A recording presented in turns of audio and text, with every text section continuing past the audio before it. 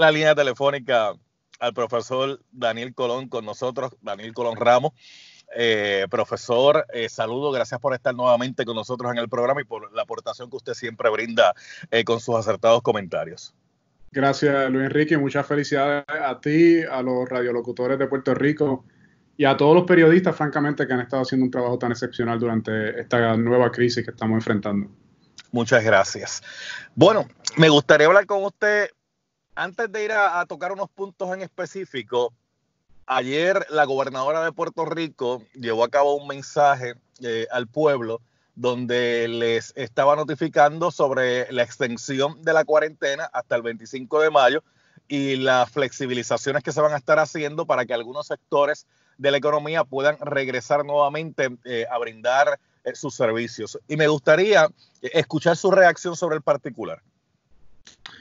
Pues mira, Luis Enrique, yo desde el principio, desde que ellos primero implementaron, y yo en aquel momento lo dije valientemente, la cuarentena temprano, bueno, luego de una reacción fallida de parte de ellos de no reconocer que el virus iba a venir a Puerto Rico, ellos entonces sí se despiertan y establecen esta necesaria cuarentena.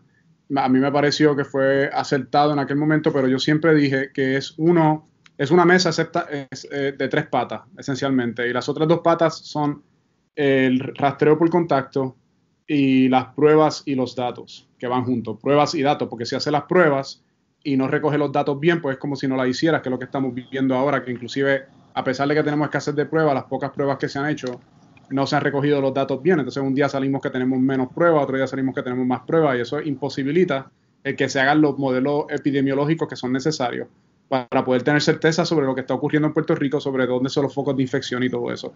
Así que cuando yo escucho el mensaje de ella, como científico lo que estoy pensando es, bueno, el mensaje tendría mucho más sentido si tuviésemos ya implementado durante las últimas 6 semanas que perdimos de la cuarentena, hubiésemos implementado unos sistemas robustos de rastreo de contacto, unos sistemas robustos de recolección de datos y de pruebas. Entonces yo estaría muchísimo más optimista sobre sobre la aspiración de abrir el país y sobre el mensaje de ella. La gobernadora planteó en el día de ayer que esta determinación se toma basado en que, pues hasta el momento, según los datos que el Estado dice tener, pues se ha visto como que se ha podido bregar con la situación, pero que si se vuelve a la normalidad, entre comillas, y ella ve que la situación vuelva a dispararse, pues entonces ella modificaría, enmendaría nuevamente esta orden. Y hay que entender que eso es lo que va a ocurrir si no sabemos dónde están los focos de infección.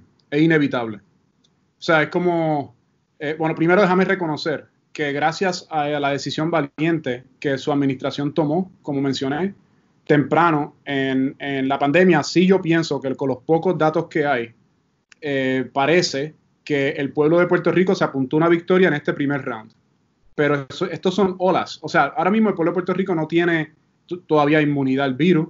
El virus todavía es una pandemia. Entonces nosotros no podemos pretender que simplemente o sea, igual que no se gana una pelea en un round, son 12 rounds. Este round no va a determinar qué es lo que va a pasar en el futuro. Entonces, para nosotros poder prepararnos para lo que va a pasar en el futuro, se tiene que aprovechar el tiempo y el sacrificio, que esto es un sacrificio enorme que el pueblo está haciendo en términos de acatar las órdenes de distanciamiento social, que me parece que son muy necesarias, pero también reconociendo que el Estado tiene que responder de la misma manera, estableciendo sistemas robustos de recolección de datos, sistemas robustos de pruebas, sistemas robustos de rastreo de contactos, para entonces poder complementar el sacrificio del pueblo. Entonces, como un equipo, ¿no? El Estado con el pueblo, podremos lograr pues sobrevivir esta pandemia del siglo y salvar la mayor cantidad de vidas posible. Si no se hace eso, simplemente lo que va a pasar es que vamos a tener distanciamiento social, lo vamos a relajar.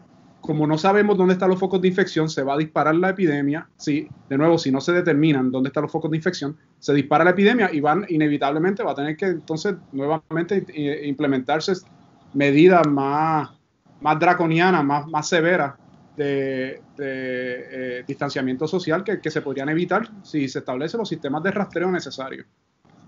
Sería básicamente echar para atrás todo lo que se ha logrado entonces.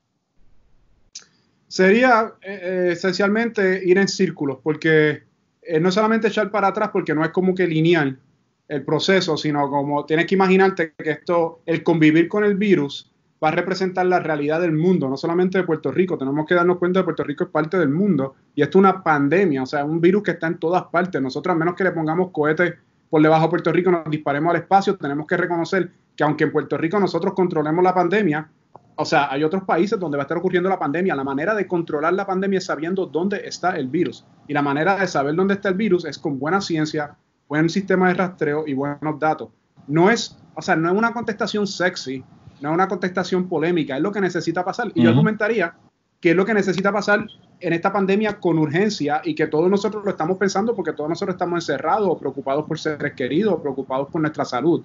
Pero como habíamos discutido en otras entrevistas, Luis Enrique, esto es lo mismo que necesitamos para el dengue, es lo mismo que necesitamos para el Zika, es lo mismo que necesitamos para el chikungunya, es lo mismo que se necesitó para la epidemia de leptospirosis, y todas esas epidemias, lo que el denominador común es que Puerto Rico no estuvo preparado para ellas, no porque no las esperaban, sino porque nosotros no hemos, como país, establecido esos sistemas que son necesarios.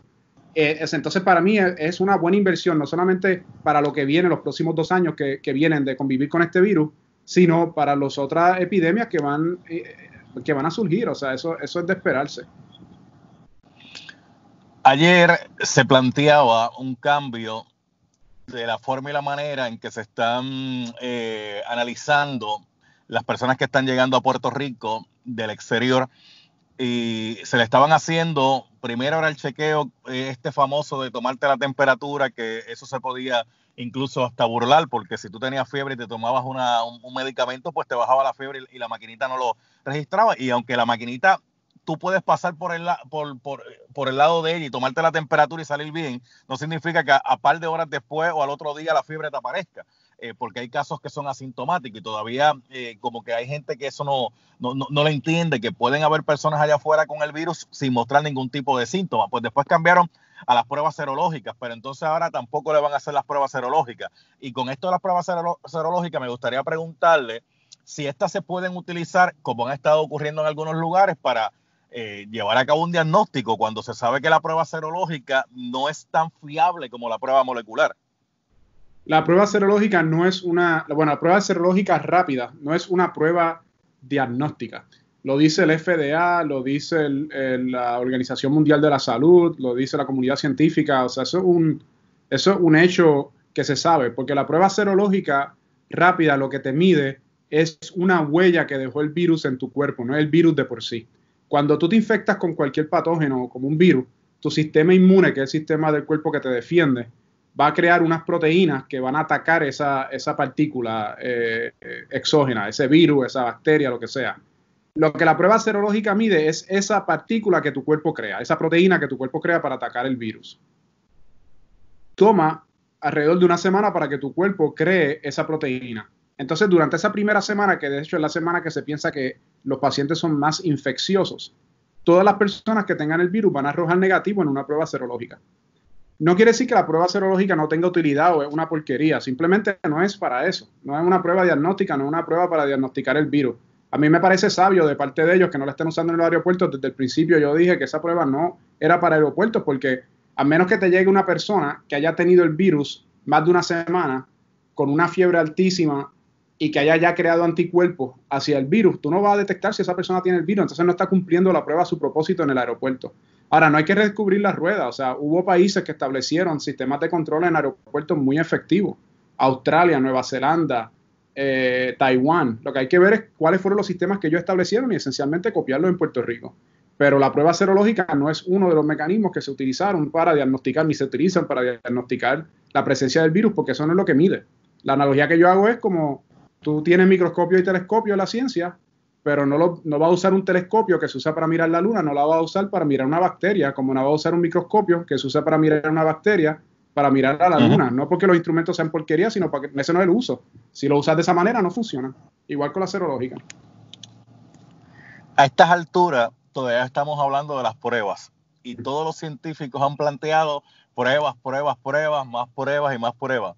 Pero aquí como que se ha dejado de hablar del tema de las pruebas. Después del escándalo de los $38 millones, el contrato fallido, llegaron 200,000, pero como que se ha dejado hablar de las pruebas. Le estamos diciendo a la ciudadanía, mira, hay que regresar paulatinamente a un grado de normalidad. Por ejemplo, los sectores que van a abrir ahora de la economía van a tener personal yendo, ¿verdad?, a sus diversos establecimientos a ofrecer servicios. ¿Qué pruebas se le van a hacer a esos empleados para saber que no están contagiados y que no contagien a compañeros o incluso a la misma ciudadanía? ¿Qué tipo de equipo de protección se le va a brindar? Estamos hablando pues que todo el mundo obligatoriamente debería tener una mascarilla, pero lo cierto es que las mascarillas no son tan fáciles de encontrar, número uno. Las mascarillas útiles para esto, porque yo sé que hay mucha gente que está haciendo mascarilla y mucha gente de buena fe están haciendo mascarilla, pero uno no sabe si necesariamente esa mascarilla que están la gente realizando de manera artesanal, si podríamos llamarlo de esa forma y de esa manera, es la adecuada. Sí, mira, vamos a empezar con las pruebas primero. Las pruebas, vamos a empezar reconociendo que cuando empieza esta pandemia en Puerto Rico no se reconocía la importancia de las pruebas. Entonces la comunidad científica se enfocó en llevar un mensaje que eventualmente resonó con la comunidad médica y el pueblo de la importancia de las pruebas. Si las pruebas, vamos a ciegas. Ok, bien. Después de eso, muchos de nosotros los científicos nos enfocamos en crear colaboraciones con los laboratorios clínicos. Y de hecho, yo llevo con un grupo científico, un grupo de sobre 20 científicos puertorriqueños, reuniéndonos 6 semanas, 3 veces por semana, hora y media todos los días, para discutir en detalle cuáles son las barreras que están enfrentando los laboratorios clínicos principales de diagnóstico en Puerto Rico en realizar las pruebas que son necesarias en estos momentos, que son las pruebas moleculares. Ahorita hablamos de las pruebas serológicas, las pruebas moleculares es otro tipo de prueba. El paciente que se haya hecho la prueba la va a reconocer porque es la prueba incómoda donde usan como que un Q-tip que se llama hisopo, es un swab, y te lo meten por la nariz o por la garganta para obtener una muestra, en vez de la prueba serológica que es una muestra de sangre. La prueba molecular, que es la que usan el Q-tip, esa prueba es la que necesitamos en estos momentos porque es la que te dice con certeza si tú tienes el virus o no tienes el virus. La serológica no te dice eso. Bueno, nosotros cuando se hablaba de la escasez de pruebas, que ya entendemos obviamente por los reportajes periodísticos que han salido, ¿qué quería decir eso? Porque hemos visto el escándalo que fue lo que no se hizo. O sea, vimos lo que se hizo, imagínate lo que no se hizo por ese escándalo. Bueno, pues ya sabemos que esa es la razón principal de lo que llamaba la escasez de pruebas, pero la comunidad científica se reunió y empezó a pensar cómo nosotros desde nuestras esferas de influencia podemos cambiar el proceso. Y yo estoy muy orgulloso en decir que por la labor incansable de los laboratorios del sector académico de Puerto Rico, un sector muy importante, la Escuela de Medicina de Ponce, la Universidad de Puerto Rico y la labor incansable de los laboratorios de referencia de Puerto Rico, que son como 5 o 6 laboratorios grandes, que no los voy a mencionar porque no quiero como que sonar como que estoy dando endoso, pero son laboratorios excelentes. La gente que lo corre son personas excelentes. Gracias a esa labor, yo pienso que Puerto Rico está muy cerca de sobrepasar las 1000 pruebas diarias que se hacen al día. O sea, obviamente 1000 pruebas diarias que se hacen y eso podrían ser hasta decenas de miles de pruebas que se hacen al mes, que son las que necesitamos para saber cómo vamos en términos de la pandemia. O sea, que se está hablando menos porque se está resolviendo ese problema. Eso fue una labor que muestra la capacidad científica que hay en Puerto Rico, que siempre se dijo que nosotros se podía hacer esto. Hubo gente que decía que no se podía ni se debía hacer en Puerto Rico. Nosotros dijimos que se podía, que se debía hacer en Puerto Rico y hemos mostrado que ese es el caso. Y lo enfatizo porque van a haber otros retos que van a venir para Puerto Rico que nosotros puertorriqueños tenemos que reimaginarnos nuestro rol en resolver esos retos. Este está casi resuelto y me da mucho orgullo mencionar eso. Eso va a ayudar a los empresarios, va a ayudar a los médicos, va a ayudar al uso de las pruebas correctas, pero de nuevo son etapas en lo que es una pandemia. O sea, tenemos que ver que esto es un paso. ¿Cuál es el próximo paso? Bueno, después que te hacen las pruebas, tú tienes que tener unos buenos sistemas de registro de esas pruebas y eso es lo que hemos encontrado, que ahora hay unos problemas enormes en el Departamento de Salud en términos de cómo se registran esas pruebas. Lo están tratando, eso es lo que el secretario dice, que están depurando los datos, lo están arreglando. Esperemos que eso ocurra pronto, pero eso no debería estar ocurriendo de primera instancia. ¿Cómo es que eso está ocurriendo en Puerto Rico?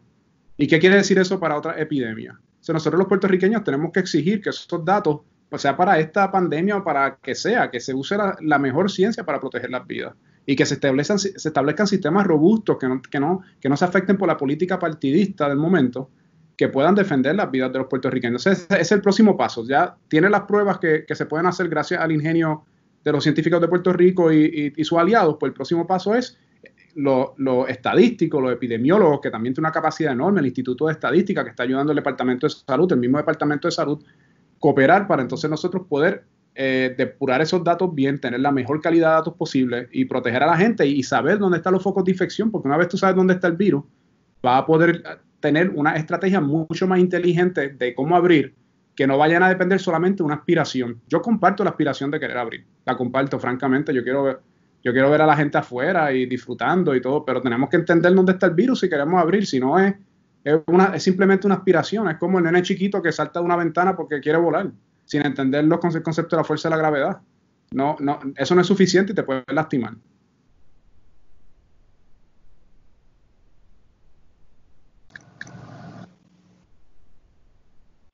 Estaba, Dani, sin que se me pase, también le había preguntado referente a cómo va a ser ese regreso paulatino, ¿verdad? De mucha gente al sector económico. La protección es bien importante. El uso de la mascarilla es obligatorio. No es que yo la quiero usar o no la quiero usar, es que me molesta, es que, pues mira, no me veo fashion con una mascarilla. A mí no me gusta andar con un, vamos a ponerlo de esta forma y de esta manera, en metáfora, a mí no me gusta andar con un bozal. Pero digo, esto no es cuestión ahora de gusto. No, 100% no es cuestión de gusto ni de comodidad, es cuestión de responsabilidad y respeto al prójimo, porque no es solamente sobre tu salud. O sea, si a ti no te importa si tú te enfermas o qué, pues eso es un problema tuyo individual, pero esto es un problema de salud pública, no es un problema individual. Esto no es sobre ti o cómo a tú te ves o si a ti no te importa que te enfermas, no. Esto es un problema de responsabilidad colectiva. Cuando tú te enfermas, va a enfermar a otras personas. Ese es el hecho. ¿Por qué? Porque todos nosotros somos vulnerables a este virus porque a nadie le ha dado antes. Y algunos de nosotros pudiésemos morir si nos da el virus. Esa es la realidad. Entonces, el asunto, eso me alegro que me hayas traído ese punto a colación también, porque las pruebas y el rastreo de contacto no sustituye la responsabilidad individual del puertorriqueño a nivel del distanciamiento social y al nivel de uso de equipos de protección, como lo son las mascarillas o en el caso que sea necesario los guantes, lavarse las manos, higiene básica. Eso no lo sustituye. Tú necesitas todos esos ingredientes.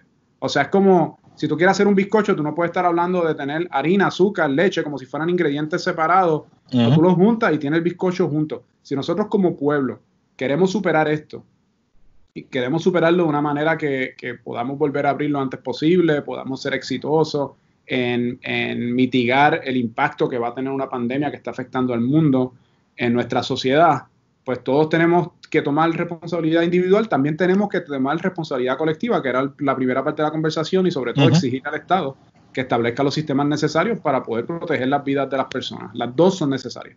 Sumamente, porque el asunto que hay con esto es que, mira, mucha gente responsablemente ha hecho lo que el Estado le ha solicitado. El éxito, si podríamos catalogarlo en cierta manera, es porque la mayoría del pueblo ha respetado el toque de queda, la mayoría del pueblo ha estado en cuarentena, y porque si no hubiese sido de esa forma y de esa manera, mira, aquí el escenario sería distinto, posiblemente. No, correcto, 100%. Yo no sé si yo lo puse por Twitter, las proyecciones que hacían tempranas, utilizando los datos de España e Italia, eran que para esta época las muertes iban a estar en los miles. Y habrán personas, Luis Enrique, que digan, eso era toda una exageración. Mira, de verdad no, eso pasó en otros países.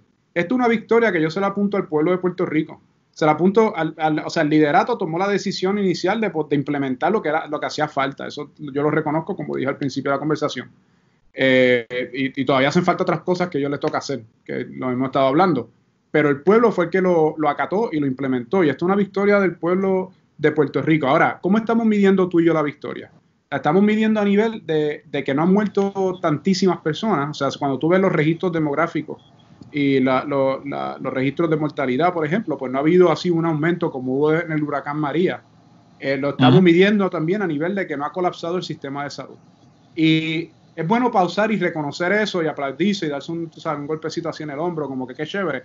Pero el argumento que yo hago, Luis Enrique, es que esas dos medidas, a pesar de que son ciertas, son medidas demasiado tarde para lo que necesitamos para los próximos 2 años para navegar este virus.